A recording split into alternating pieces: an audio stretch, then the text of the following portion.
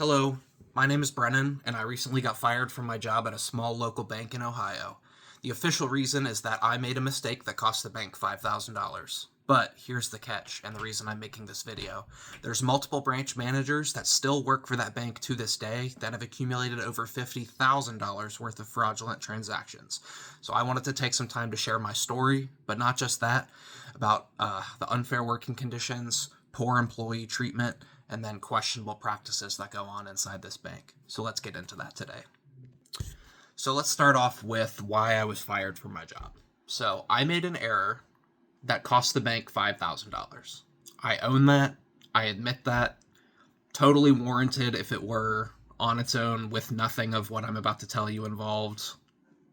I wouldn't be making a video if there wasn't more to the story here. So, what doesn't make sense, though, to me is there seems to be a double standard going on inside of this particular bank. So in the last 8 to 12 months, there have been at least 3 managers at 3 different locations that have accumulated over $50,000 worth of fraudulent transactions and withdrawals, which is over 10 times the amount of what I did. And they just got a slap on the wrist. These were documented interactions. There are, receipts and paper trails in the bank system. This isn't just a rumor. This isn't something I'm making up. This is stuff that happened. But they're all still there. Every one of them. I can point out them, to this day. They're still working there right now. So, let's get a little bit further into more context here. So, I rely on FMLA, which is Family Medical Leave Act, for medical reasons for my son, who has autism spectrum disorder, and my fiance, who has severe chronic back issues. In the months before my termination, I've noticed that there has been a growing frustration with the managers. Each time I use FMLA, they seem to be increasingly frustrated, to the point where literally a week ago of the day I got fired, I used FMLA, and a couple days later, this past Monday, one of the district managers emailed me, and they were like, "Hey, I completely forgot to let you know that we forgot to ask you for a doctor's note for this," which I then provided. But they seem to be just stepping closer and closer and closer and trying to, I don't know. I can tell they don't like the fact that I use FMLA.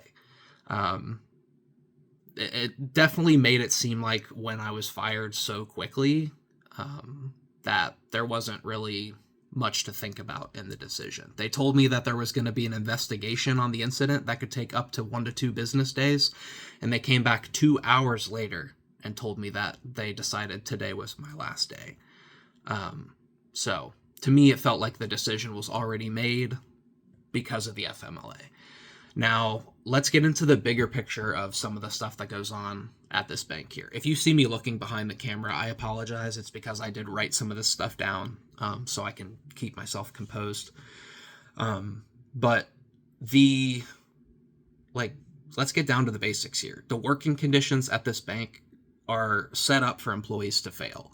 The staffing there is small, it's inefficient, and I was often expected to do the work of multiple departments at once. So if you think about, calling any type of institution that may have an intelligent voicemail system or some kind of robotic system that tells you that, oh, all of our staff is busy, we're going to put you on hold. No, they don't have anything like that. There are 3 phones that ring. 3. When you call the main customer service line of this company, there are 3 phones that ring. 2 of them are the tellers that also run the drive-thru and the lobby of the bank. So if 2 customers are in the building and you're trying to call in for phone support, there is 1 phone that rings. Vice versa. Let's say we get, 3 calls for phone support, and there's 2 of us on the teller line on the phone with an online banking problem. Somebody got locked out of their account because the system is constantly crashing. It's constantly resetting people's passwords. It's very outdated, so people, don't like using it anyways. but to add problems to the list, it's constantly going down. So oftentimes I would get stuck on the phone for upwards of an hour at a time while there's customers lined up in front of me in the lobby and in the drive-thru, and I'm expected to manage all of this, which, we do to the best of our ability, but it really creates an environment that mistakes are easier to be made in. And on top of that, there were multiple instances where not just me, but other coworkers at the bank are left at the teller stand completely alone. And at the location that I worked at, which is the main branch, the teller station is completely open to where you could just come right up next to me or behind me without any type of difficulty or anything like that. So on top of it being, a stressful work environment, it's also an unsafe work environment as well. And lastly, before we close out, 2 weeks ago, before I was terminated, there was a customer that had come in looking to get help with their online banking. And in order to use the online banking at our bank, you have to put in like your date of birth, your account number, your social, things like that to identify that you're the account owner.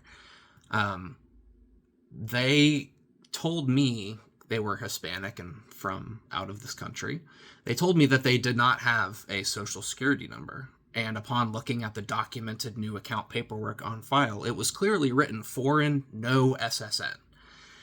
But in the software where we look at the accounts, there was a social security number.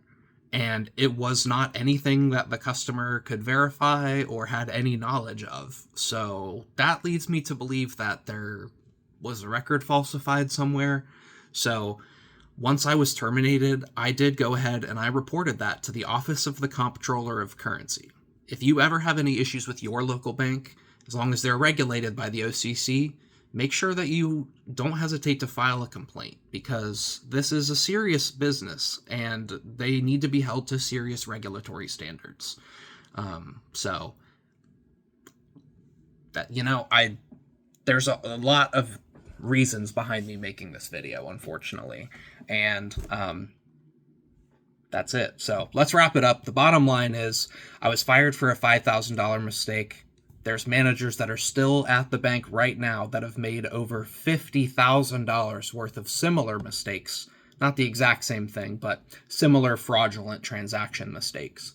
And they're still there. Slap on the wrist.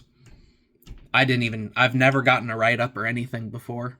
They just immediately fired me after an increase in frustration around my FMLA recently. But Ohio's an at-will state, so that does unfortunately give them the freedom to use my mistake to fire me for that, even though it's probably because of the FMLA. So, yeah, I'm not really sharing this to lash out per se. I'm mostly sharing it because I think that employees around the country that work for small businesses and large businesses, deserve fair treatment, safe places to work, and accountability. Most importantly, is accountability from these institutions. Closing out, if you have ever shared any unfair treatment at work, or faced anything similar to this in banking, customer service, or really any industry, I would love to hear your story. Please go ahead and drop it in the comments below. And if you think that this video and story deserves more attention, I would be so appreciative if you could just share the video. Drop a like, maybe subscribe, but sharing the video is what means the most to me.